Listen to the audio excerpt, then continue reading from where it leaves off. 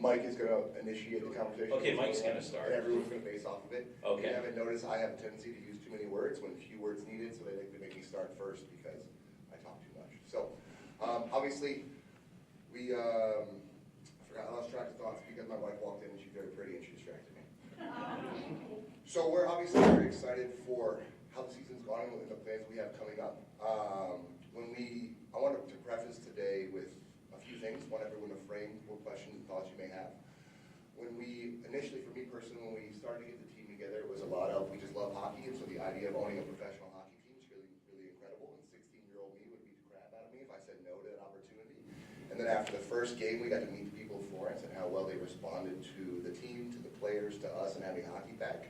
And the mission changed pretty quickly to try to make the best possible organization we could for this community. And in that, whenever we are growing community, there was we looked at this first inaugural season in pretty much 3 frames. Frame 1, which was the building. When you're building a team from scratch, there's a lot of obstacles, which you all have been very patient dealing with us with as we get the lights in, we get better equipment, fantastic announcers, ownership group changes, player changes. As we build an organization, there's a lot to figure out. Step 2 is going to be the analytics and adjustment phase, which what I would say we are probably coming in towards the latter part of, where we look at what we started with building, figure out what worked, what didn't, whether that be adjustments in staff, players, equipment, how we operate from day to day, sponsorships, all those types of things. Into the 3rd phase, which is us, what we're going to refer to as the finish, build, and push phase, where we're trying to push to compete for a championship as quickly as possible. Those are the goals. You've all heard me probably say it on social media. Our goals are pretty simple. It's to compete for a championship as quickly as possible and have a team that we are all proud of and how we convey ourselves to community, excuse me, words are hard, and conduct ourselves professionally. So that's kind of the framework for how we looked at this inaugural season. And it's really important to us that as everybody in the community, how well you've rallied around us, that we want to feel like your voices are heard. We do very much appreciate your thoughts, your concerns, and the opinions you may have. And we want you to have the ability to have a floor to ask questions and maybe get some understanding where some of the decisions came from, the thought process that went into it. So please feel free to be as open and honest as you'd like to be about any thoughts, concerns. Understandably, I think everyone, if I could say, there's one topic that we cannot really discuss, and that's the Parker situation. I think we've talked as much as we're going to talk about that. I hope everyone understands and appreciates the understanding of that one. We're just going to try to move past that one. So that'll be the only question that I'll ask up front that we just don't talk about, because I'd rather continue to focus on the positives forward as opposed to the negatives of the past. I no longer have any intelligent words to say. So. I mean, I can't top that. I'm not going to use it. It's not enough. Kevin, you have to use I gotta use the that. live stream. Oh, live stream, sorry. So my name is Kevin Boggs. I did 26 years in the Marine Corps. I retired in 23. And I've been doing this for the last 2 years. And like Mike said, the younger self of me would kick the crap out of me if I didn't do this. And then when we came here for the first time, our first game in October, we fell in love with not only the team, but the city of Florence and the fans. So we are just happy to be here, and I'm just excited for the future, ready to build a better hockey team. Yeah, what they said. So having been in the community again since the announcement back on April 16th, and kind of how things have gone, it's just been, I hate to be sappy, but heartwarming, and hearing all the stories of how parents took their kids to the Pride teams 15, 20 years ago, and being able to now introduce another generation into hockey and have a family with now 3 generations coming to see the games. It's just been really great to see, and the acceptance from the community has been just completely overwhelming and beyond all of our expectations. So for that, I mean, I can sit here and ramble like Mike for hours. Nobody wants to hear what I have to say anyway, so, or especially when I ramble. So. Well, actually, for both Kevins, because Mike answered this question already, why hockey? Like, what is it about it that makes you passionate about hockey, about being involved with hockey? Why not baseball? Why not basketball? What does hockey mean in your life?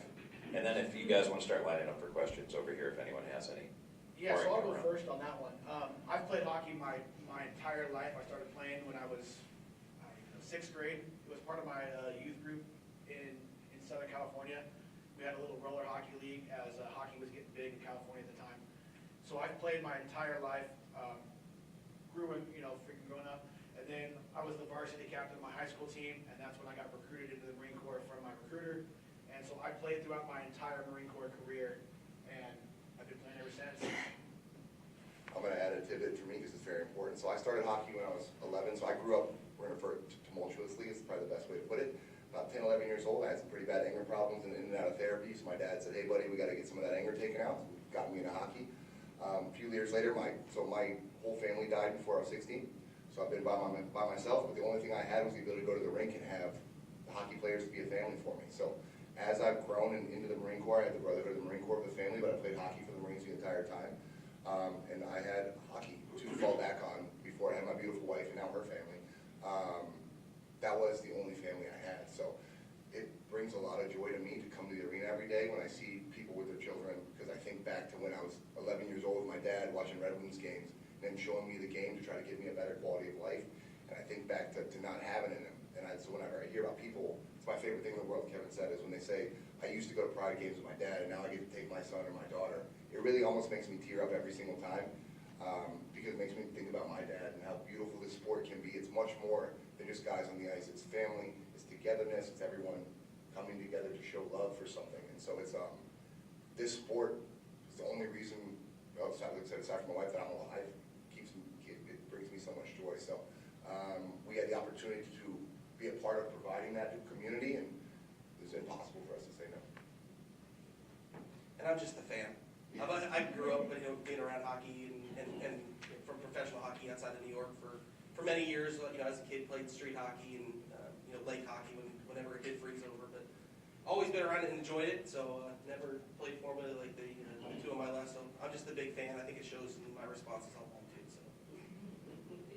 So with that, we can open it up to questions. I guess I can come around to you guys. If anybody has a question, put your hand up. Everybody's always shy to be the first question. Please feel free to be as honest and open. We're going to be as open as we absolutely can, so please hold nothing back. Last thing we want you to do is leave this room and think there was something you wish you had said and you didn't. And so just give us your name first before you give the question so we know who you are. I'm Eric Powell. I'm the president of the Cold-Blooded Blucher Club. I just had a little question for Kevin. I know he's had some interaction with the league on some different things. And I was curious after last night if he had, did you learn anything from your meetings that applied last night, or did you see any differences, or pretty par from the course? So you want me to write another letter, right? No, I think, again, so the elephant in the room, the letter that y'all saw, many of you saw some of what you would all perceive to be real comments. They come from my point of being a fan and that active, but getting to learn the insides of the league a little bit more kind of prompted where that came from and speaking with the director of officiating. I'd say that last night's game, there were opportunities on both sides. I think it was a well-called game. I think that, but there's a lot of things, and again, I know we as fans, myself included, we get passionate. We look at it from an IceCats perspective in some cases. But a lot of the games where a lot of the issues that have come up, some things are FPHL rule specific and maybe not NHL rule specific when we're kind of used to what we think of from a penalty perspective. So it's kind of learning the different ways in some of the ways that the rules. That answers your question. Yeah, and I just thought it was interesting that Jimmy kind of got the same kind of treatment not much longer after that. So I figured that kind of showed kind of a trend that was going around. I just like to point out Jimmy came in second again. All right, anyone In case you're watching.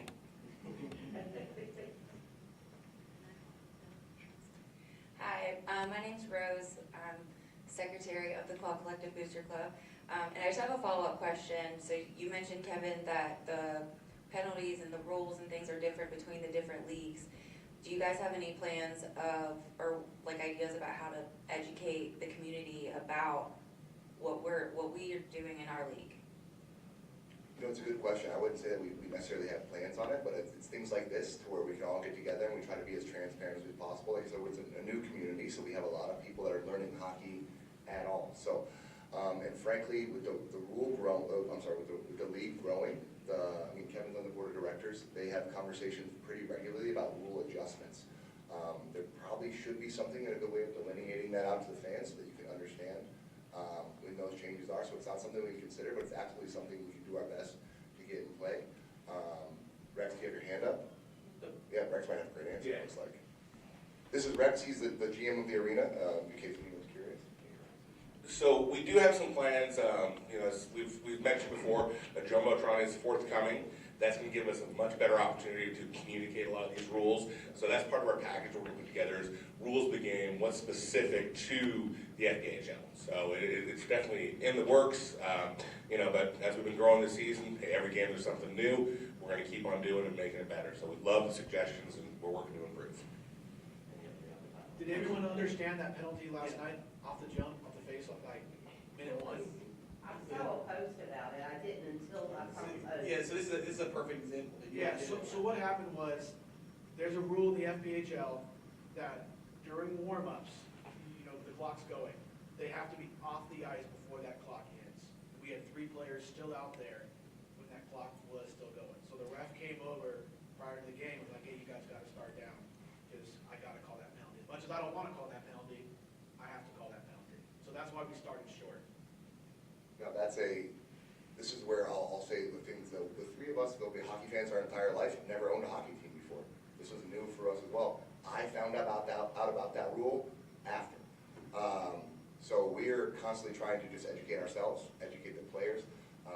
Many members of the team are aware of that rule, but some people that are newer to the FPHL weren't. And that's where we had kind of dropped the ball as an ownership group, making sure we understand all the rules and delineating it down, because I found out about it real time as you guys did. So there's a lot of things that change. There will be some stuff that I'd love to have really fantastic answers about planning, but I'll defer to some of it as we're learning how to own a hockey team, friends. I come from a restaurant background. I own a pharmaceutical company. Kevin was in the Marine Corps for 25 years. This Kevin owns an HR company, so we are hockey fans that just want to build a team, but we are going to make mistakes over and over again. But we promise that we'll do our best to try to correct them and get better after we make them. But that penalty worked in our favor last night. Yeah, So it wasn't that bad. I'll take a leading shorthanded goal any day of the week. That was a good day. I thought it was just because Kevin was on the ice. Honestly, you know what? He was going to start the game, which we were going to be shorthanded anyway, so we thought we'd get a shorthanded goal out of it. So. Actually, Rex, while I've got you up here, I was going to ask you any update on the timeline for anything like the scoreboard? Yeah, so as we all know, getting stuff out of China, it's a little tough. We're getting stuff on order. Lights took forever. We will have a temporary video board that will be getting installed. It's scheduled to go in next week. That will be in for the next set of games for about the next month or so.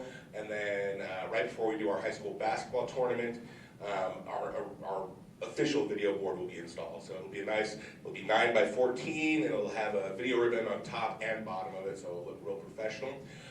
We also have new scoreboards that are on order, so they'll be fully digital, and we'll be changing out the scoring system too. So that stuff's all in the works. It all takes time to make it happen.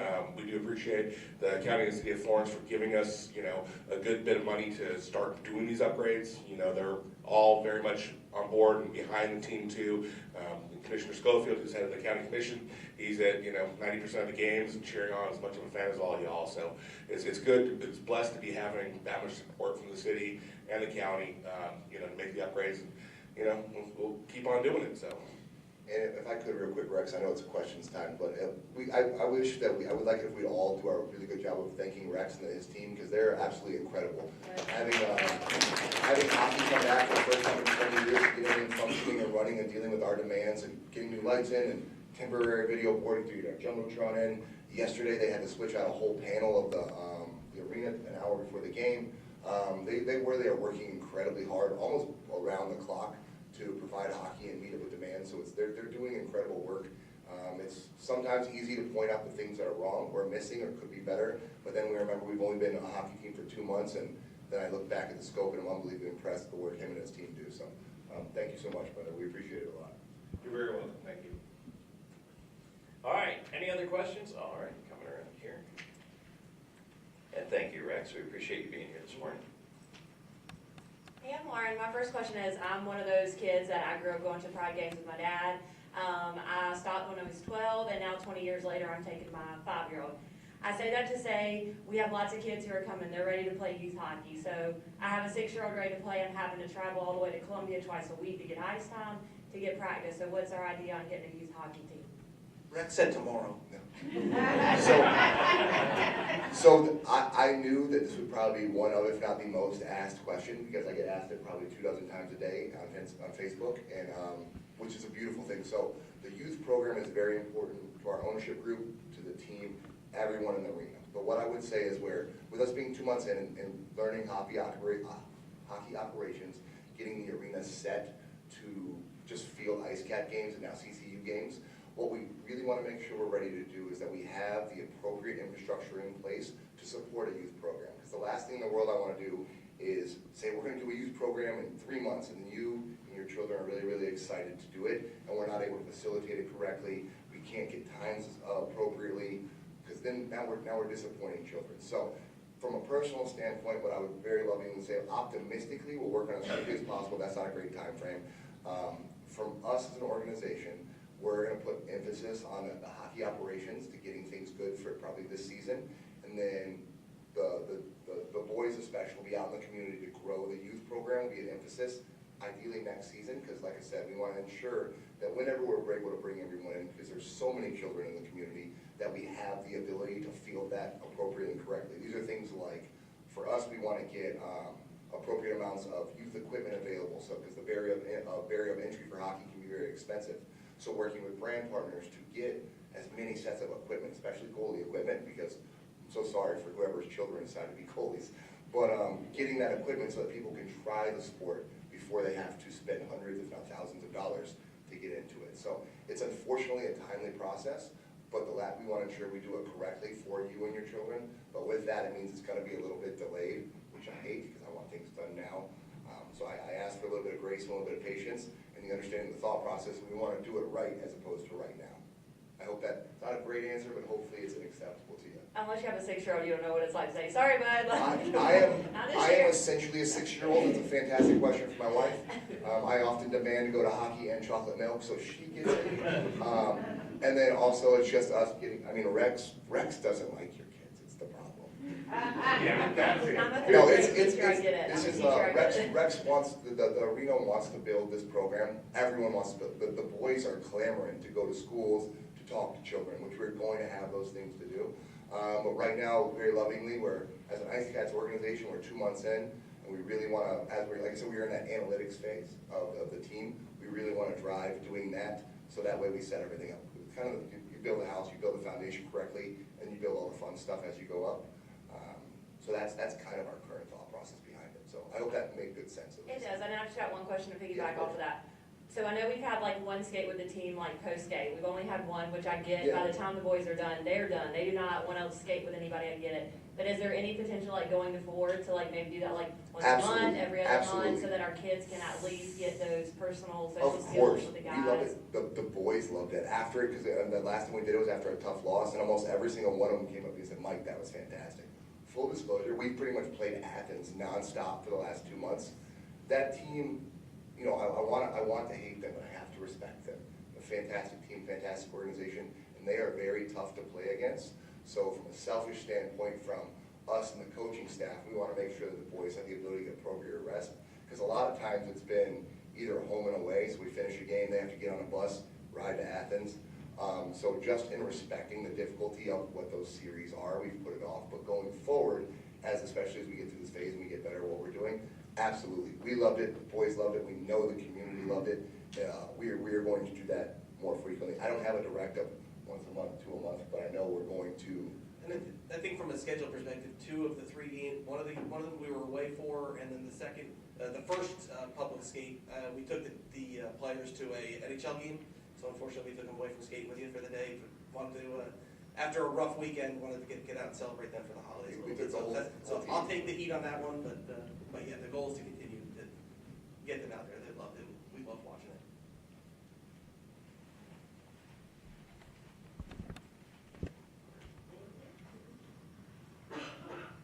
I'm Amy.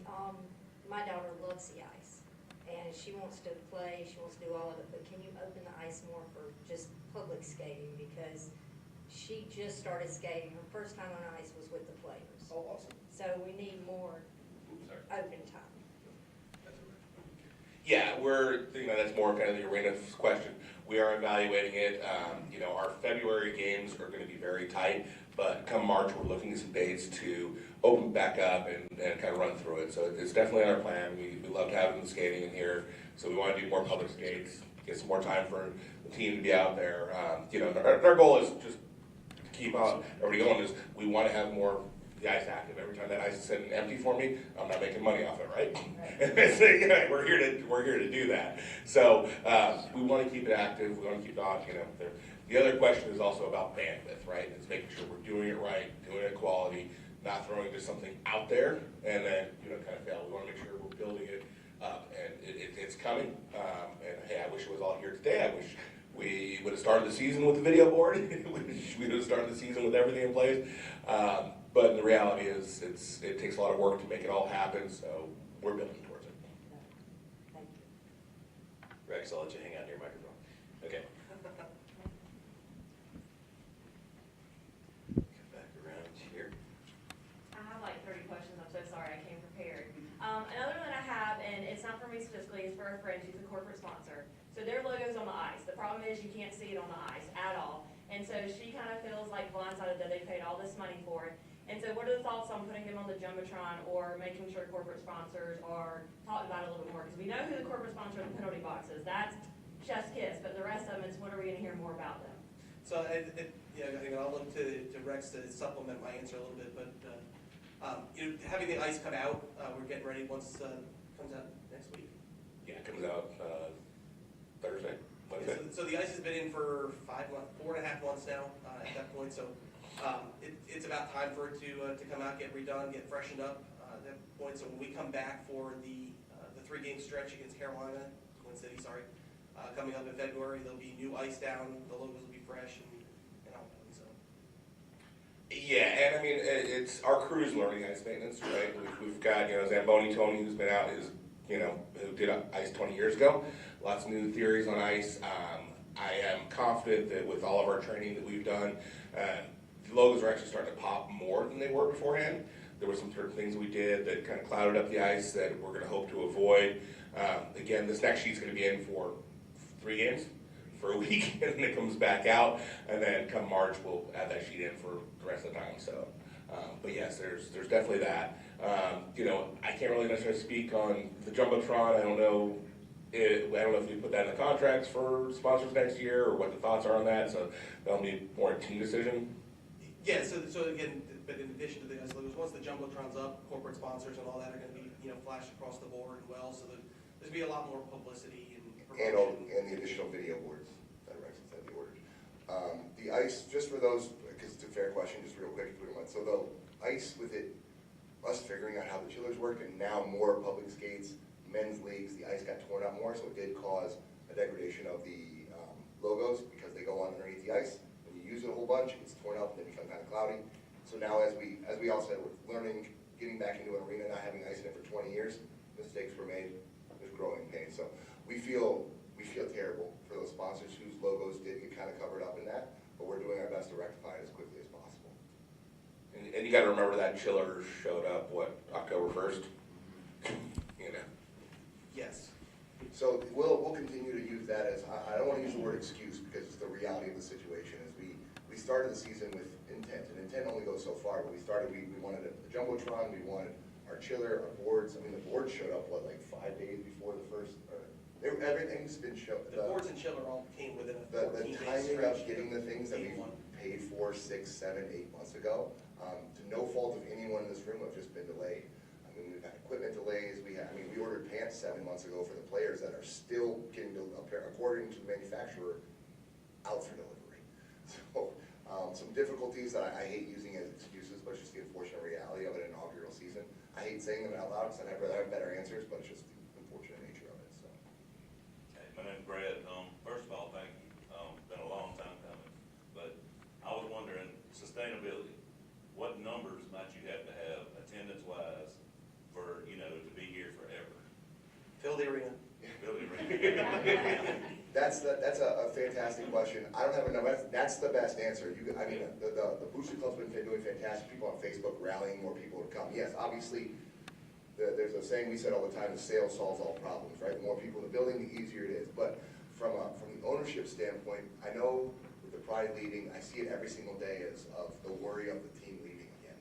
The best way I can put it is, all of us have spent way too much time, energy, and frankly, money, that I want this team to be here forever. We have zero intent of leaving. If that was the case, I wouldn't spend so much time doing it. We wouldn't have spent so much money. And now that we've got to know so many of you, you get to meet your kids, your families, like, we have no plans to go anywhere. If this team were to ever leave, I promise you, it's not because anyone up here, him or anyone on the sides wanted it to. We want to be here for a very long time. But I'll be a little less vague now, just because I'm the budget guy, the one that helps set it up from a beginning side. Our per game average is exceeding my budgetary expectations in year one. So that's a phenomenal thing. Looking at what Ticketmaster looks at for tonight, nights like this is going to lead towards those points. We just need you to get all of your friends and loved ones to stop preferring to watch college football and come here instead. Yes, high school and college football rule this area, but I've been a hockey fan for 20 years. I believe in you changing it. Yes. That's The product is great. Again, thank you guys. It's been a long time coming, and it just keeps getting better and better. Everything that we get, I mean, hearing a jumbotron coming to Florence is like, that sounds nuts. I believe it when I see it. I see brackets, and I think that's what we're gonna get. Look, I'm with you, brother. I'll take pictures. I don't remember who I was talking to last night, but just to further expand on it, I think it Wendy was you or Adam, somebody I was running my mouth to, but so high school football and college football in the area all ended just around Thanksgiving. So every game since Thanksgiving that we've had has incrementally increased over our per game average every single game. So we're leading down that right direction. As I said before, it's from a budgetary perspective exceeding those initial first year expectations. I couldn't be happier from that perspective. Make sure, if you do have a question, feel free to raise your hand up there, wave at me, do whatever you need to get my attention. Hi, my name's Kevin. I just first of all want to thank y'all, and again, one of the Pride people. I was here with my dad for season tickets and bringing my kids, which is awesome. And this may be more of a league question. What are the chances of expanding so that we're not playing the same team 52 times? I don't. We'll figure out what. Both Kevin and I jumped in. So the short can't swear on TV. I don't need another fight. Yeah. So the short answer is last year the way that the scheduling process worked through the league was a little bit different and put the onus on some of the individual teams to build that schedule. We said we weren't going to talk about a certain person that's no longer here who helped build the schedule for the team in Monroe, which kind of put us at the default of playing our little quadrant here. I know I've said it multiple times on Facebook, 54 of our 56 games are against teams that were in the playoffs last year. That just thinks about the talent level that we're playing against. Do I want to play Athens 14 times a year at the rate that they're going? Absolutely not. But think about what it's doing for the guys from a challenge to draw and make them a better team. Now, those other two games that we play is going to be March 20th and 21st. I want, personally, just because I live in Monroe, Louisiana, I want this place packed out and show them what a real arena can do. They like to talk a bunch of smack, and you'll start seeing them popping up on our Facebook page shortly, reminding them that their win streak is against teams that have, we could probably field better teams than the teams they're playing against, but hey, it is what it is. But so, long story short, my brain just completely froze in the middle of that. But I actually saw you reset. I get that every now and then. The process that the Board of Governors is working towards this year is having a league-wide scheduling initiative. We actually have our Board of Governors meeting on the first Monday next week, and it's to set a process, our building scheduling for next year. So, that we've got potential dates that we know we're going to have ice here. We can start better planning and hopefully incorporating every team within at least our division, some of the teams on the Empire Division, and spreading that love out. Now, the flip side too, there's a benefit to the team by having, constricted travel, where we can do home and aways and those type of events, which help reduce the amount of cost from travel and hotels and all the things that come along with at the expense of travel. think we'd all agree that, we want to see some more teams in the division. It helps draw in additional rivalries. And yes, we all love to hate Athens, but, we want to play additional teams as well. So looking at the scheduling process for next year should look a little bit different. Thank you. Also, I think it's good to note too, because in the inaugural season, you do try to build a schedule to where your travel is constricted to close just for budgetary restraints reasons. So, obviously we're not driving all the way up to Binghamton or to Biloxi or things like that. Our first season, Athens happens to be closer. So it's just for your first season, you'll kind of constrict your travel just because to take the boys on the road for, if you have a game on Friday and Saturday, you might go up on a Thursday. There's a lot of hotel costs, travel costs. It gets pretty expensive pretty quickly. So you build that in for your first season to kind of help with that a little bit, even though it just unfortunately makes us play Athens 13 times in a month. But you also you caught a second part of that question I think we missed is the possibility of expansion. So the league's always looking at opportunities. I know they're looking at putting a team up in potentially New Jersey for next year. There's a new team that was announced up in Minnesota. Although I have zero desire to potentially go to Minnesota, we'll gladly accept them traveling all the way here. Kevin, if you'd like to put a team into North Carolina or Tennessee, no one's going to stop you. I encourage it for you, actually. My name is Celeste. Anyway, I wanted to first of all say thank you, Kevin and Mike, for your service for our country. Thank you for paying taxes. And to all three of you and to Rex as well, thank you so much for having hockey back. I was a PD Pride season ticket holder as well as the Cyclones, and having it gone for so long, it's wonderful to have it back, and I just wanted to say thank you. Thank you so much.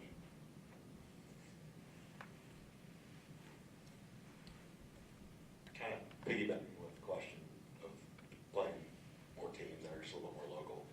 Obviously, we have two different leagues that are pretty geographically close to each other in the grand scheme of things. Is there any remote talk of the FBHL merging with the SBHL?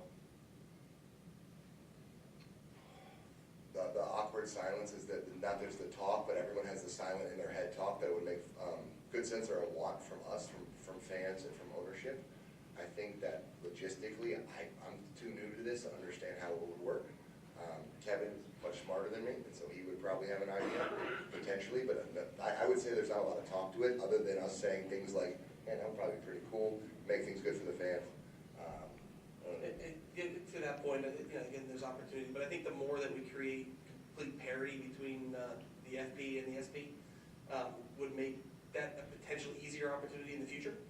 Whether there's conversations from the commissioner level on there, I'll say that it hasn't hit the 14 Board of Governors yet.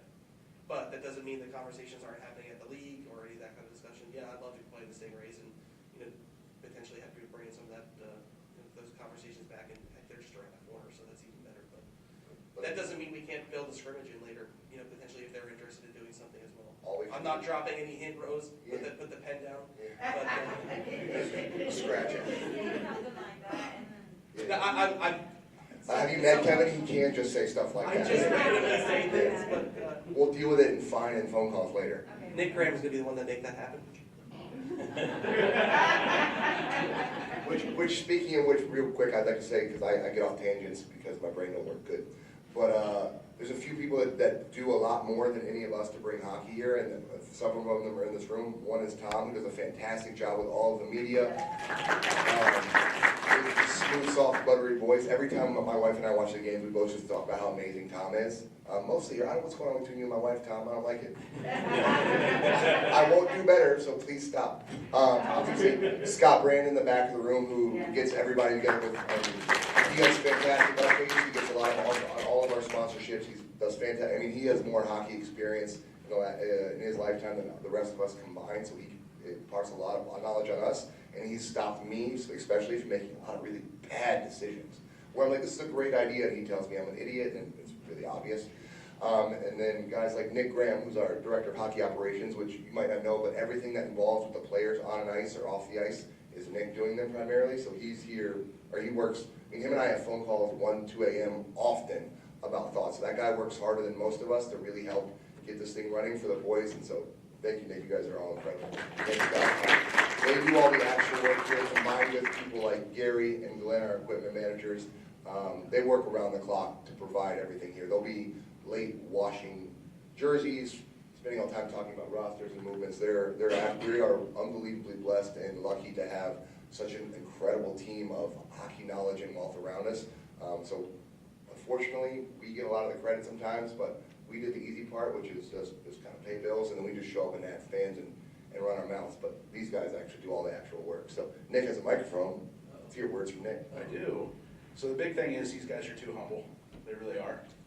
I've worked around a lot of pro teams and junior teams, and I have honestly never worked for a better organization when it comes to ownership.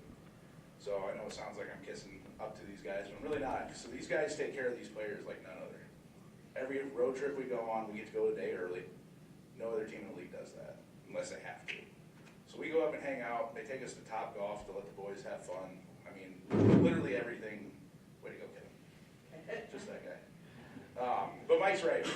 Mike is a guy that cares more than most owners ever would. Like the other night, my phone rang at 12:45 a.m.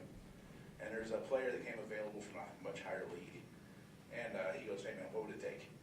The next thing you know, we're on the phone with players and everything else, and we're working at 1 a.m. trying to find out how we can fly a guy in. So it's just one of those things. These guys care.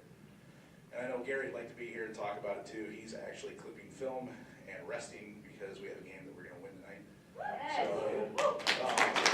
But from a coaching standpoint, Director of Hockey Ops, I know Scott would agree, everything else, we appreciate you guys supporting us, showing up after random practices with food that we did not expect. The Booster Club's been great. So from a standpoint of coaching and Director of Hockey Ops, just thanks for the support.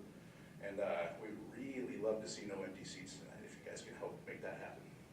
I forgot about Emily, who is fantastic. She does all of our social media, takes all the pictures of the guys, posts everything.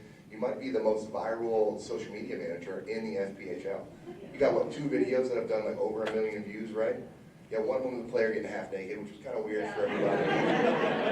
Got on ESPN. Yeah, and then taking the videos of pop-offs, which also got on ESPN. So she works around the clock, and she deals with a lot of times, again, also me sending really stupid ideas where I'm like, hey, Emily, this is a great idea, post it.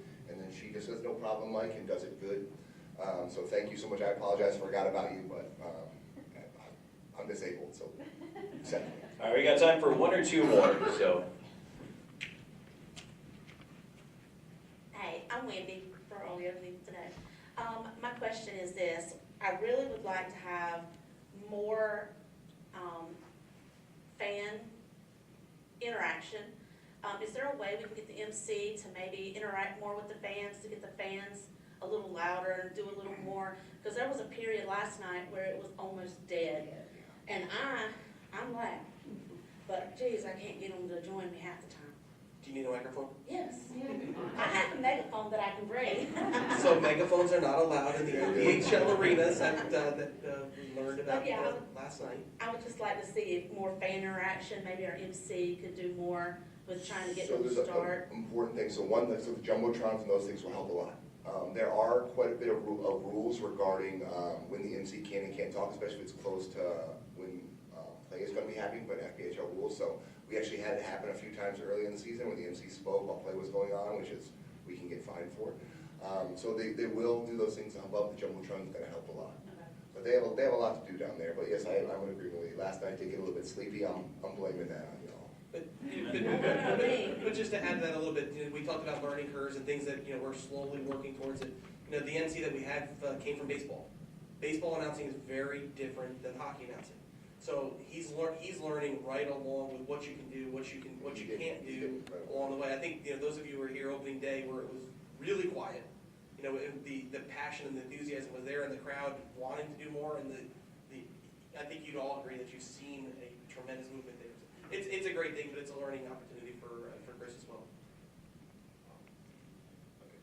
You got time for anybody else have another question? I'll ask him. You said you had 30, I've only heard like 4. I really do have a lot more on my list. This one I know was asked on Facebook a while back about like having a kids area, because us season ticket holders who have like really small kids, I know there was one talking about like for example, my child has a disability where he can't physically sit in a seat for a long time, and just having somewhere where we don't have, one of us doesn't have to sacrifice to take him home. And I mean, I don't know any other arenas that have that, but I know we have the space to make that happen here. Is that something that is still, I know somebody else mentioned that and it's been in the talks, is that something that's still in the works? that won't be on me. You know, there are lots of arenas that are doing, you know, sensitivity rooms and sensory deprivation rooms. You say I've got the space, let's go walk. If I could find the space, I would do it. You know, we are exploring some of the ideas. It's just finding a location that we can do that we can make that happen. I think it's one of those things that we'll put on the list to make happen eventually. Well, I will volunteer. Like I said, I work with kids with disability. I have one, and I'm a teacher, so like I get it. So if you need ideas, how to make it work, have someone to be in there, sign me up. It's important to us too, just so like Kevin and I are both disabled veterans. I have a traumatic brain injury, so I have intense light sensitivity. My whole left side of my face got destroyed, my eyes destroyed. I have a whole lot of difficulty also, so I completely understand it. So we'll do some walks around today, Rex, and see if we can't come up with something creative, but it's important to us too. And then one last question, it's not really a question, but just a suggestion. So last night we sat in the box, and my suggestion for there is like in the box, it's like, you know, you feel like you're elevated a little bit, but like having somebody to come in there and like, hey, do you need anything? And like having somebody to take your order so you're not having to leave the box would be like a really great idea. I think it would provide a lot of revenue because you're not having to like leave out of there. You talk in the suites? Like up, like the box. Okay. In one of the main suites, is that what you're talking about? Yeah, like we were there last night, and I mean, we just had, I mean, this isn't our first time, but we would have to go down, get our snack, come back up, so like having somebody to come in there and like check on us. Which suite were you in last night? So, kind of two factors on that, right? One, we do have suite attendants that do come up and sit. What I don't have the ability right now to do, and I'm waiting on our new payment system to come in, is to do individual orders. So that, I think, is where we can disconnect. So if you don't order food, the suite attendant's probably not gonna show up there. We are working towards a plan that we can have that happen, but it's just not there yet. All right, anybody else? Any other questions here? There was only 6, I heard 30, come on. Okay, I'd well. like to say one last thing. Okay, wait, we'll get one more in there. We got a couple minutes. I'm just calling you I'll out. do a suggestion, I won't get into the hard questions that I thought I wanted I to like ask. the hard don't want- question. I prefer the I hard don't want question. to anymore. Another suggestion is, like having like a merch of the game, so like hats, $3 off, like a shirt, a couple dollars off. I know that's something that the Hurricanes do. We really like going there, but you know, just having some kind of special for the fans who may not normally come, but they're here, and it's like, oh, I can't really pay $25 for a shirt, but it's not, they're $5 off, so let me grab one. I think not only would it help to draw more fans in, but it would give us more advertisement out It's a of it. fantastic idea. We're gonna implement it almost immediately. Done. You'll see it on February 13th. Done. Yeah, we will talk to Brandy, who takes care of all the merchandise, which she's not here, but she's incredible and works so hard. She's here. Is she in the room? No, I saw one. No, she Yes. was here. That's a great idea. Fantastic suggestion. Done. Because when you have small kids who want something every time you come in, they all have all of it. Where- At least we can start saving just a little bit of money. Well, that's a great suggestion. So, but since we're relatively short on time, so we'll get that one implemented. I will broach a subject that I know people want to ask questions for, but they don't know how to. Tom, how much time do I got? You've got about 5 minutes. Perfect, just take 3. We're gonna talk about player movements and trades. I see head shakes and I see people that want, so specifically the one that I know hurt a lot lately is the trade of Gonzo, right? I know that's the one that's on everybody's mind. Nick puts his head down. So here's the reality. And I say we, this was a lot of me going into that. As we get through that analytics phase of what do we needed to fill holes in our roster. It's just the reality of it. We had a luxury that we believe at goaltending. Matt Sales is an incredible goalie. He's just a rookie, massive upside. Why am I blanking? Then we got Sean Coonan, who's a tremendous goalie, even better human beings, won championships in this league. The exact type of goalie you want to. And then we added another goalie after the Gonzo trade, but prior to that we had Coon and Sales. And then Gonzo. So we were at a plethora of fantastic goaltending. However, we needed to close holes in our roster. And we were able to make that trade to get a guy like Legkoff, who was 21 years old, an unbelievably good talent, and really helped round out a lot of our power play and things. So it allowed us to make a need. So Danbury needed a goaltender. We needed a Legkoff. In that, Rivers went with Gonzo because they came here together. They've been friends, so it's nice to go to a new place with someone that you love.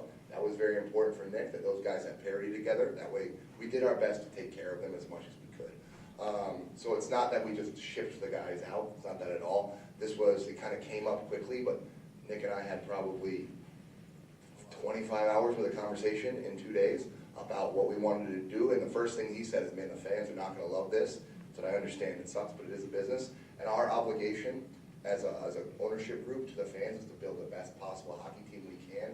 And unfortunately, that means we have to let go of guys that are favorites. Like I've said in a Facebook post, if you guys like them, I promise you, we love them. We get to know those boys every in and out. I walk in, I give every single one of them a hug every single day. We tell them we love them. It breaks my heart to watch them go, but it is a business, and we're trying to build the best possible hockey team we can. And those decisions had to be made. So it's not that we got rid of Gonzo, but what it should show is unbelievable, unwavering belief in the goaltenders we have. Sean Kuhn and Matt Sales are incredible, and that was the part of that decision that was made.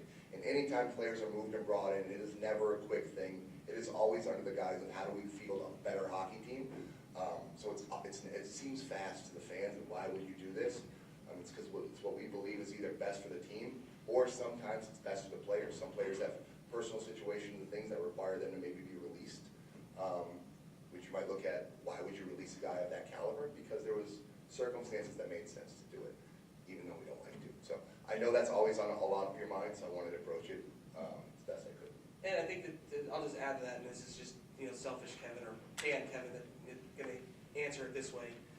As you guys get more in tune to looking at the way the FPHL operates, in our division, in the Continental, although we're in the same league as the Empire division of the teams up north, it's entirely different hockey that's played between the Continental and the Empire. So they're very heavily offensive focused in the Empire, very lackadaisical around defense and goaltending in some instances. So when you see some of the guys that left here, again, as Mike said, we hated seeing them go, but I love seeing Eli score. But look at the way that the teams are built.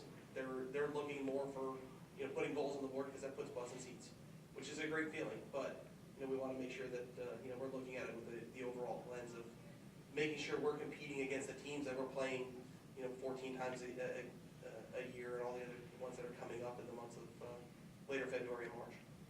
And so the last thing that we as an ownership group would like to say is we'd like to thank the Clock Collective for all that you guys do. The boys absolutely love it. The thing they tell us every time we see them is how well they're treated by the community, the Booster Club. It's incredible. I mean, just talking to the boys here, like the word's getting out to other players, out there around the community, but in the hockey community that like we are building a great program here, and other guys are reaching out and wanting to come here, not just from what we're building, but from what you guys are helping out, to help build too. So thank you everyone in this room, for all the fans, for everybody, and we are building a great thing. Thanks for taking care of them. We appreciate it immensely, and it's a lot of them have been all over the league, and it's one of the things they tell us. They said it last night, it's the best place we've ever played. From ownership, from coaching, from the fans. You guys are incredible, and I can't say thank you enough for them. It means the world. It's succeeding. You're excelling. You're excelling. It breaks ours too, but it's excelling. We appreciate it. All the players are not be beating anybody. Yeah. Unfortunately, there's a salary cap in this league, and a roster size we have to live with. The unfortunate part is everyone will always look like, no, we need this, we need this, we need to add this. Well, if we add something, unfortunately, it means someone has to leave. So that's the hard part. So sorry, Tom, we're running past your time. No, you're good. Hey, this is your time. So, but I want to say thanks to Kevin and Mike and Kevin. And that way neither Kevin knows who was first and who was last. And thank you guys for your time. Thank everybody for watching on the live stream too. We really do appreciate it. And guys, if there are more questions from folks maybe who weren't able to make it down, is there a way you would like them to reach out to you? I would ask if people don't message us directly on social media. Prior to owning a team, I've never had social media. I don't know how Facebook works. So people tell me they message me. I don't know how to find my messages. So please contact the team directly. I'm pretty much incompetent. So I would prefer it if you have things regarding the team, if you reach out through the team directly, which the best way to do that is? You can email me directly. My email is kevin@pdprohockey.com, so feel free to email me. I know a handful of you I will message on Facebook Messenger, but those I will tell as we get closer to game day. Don't hit me on Facebook Messenger on game day, because there's a good chance I'm not going to see it. On game day, stop us in the concourse. You see us walking around. And Emily, or bother Rex. Emily runs everything that's at PD IceCats online, so you can always reach out through there as well. So if you message the team pages directly, it goes directly to her, so that way she monitors it routinely. I can't tell you how many screenshots I get of something like, hey, this is a great idea, this is something that was asked, what can we do here, or you know, how do you want me to help answer this to get that information out? So that's the best way, but if you want to reach one of us directly, email me, we're in constant forwarding things around to make sure we're discussing this as a team too, so. All right, guys, thanks for your time. Thank you all for your time for coming out. We really do appreciate you. Thank you, Tom. Thank you, Tom. Thank you, Tom. Good night, Ned.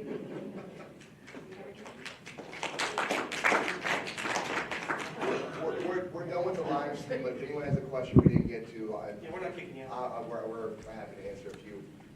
I just need someone to answer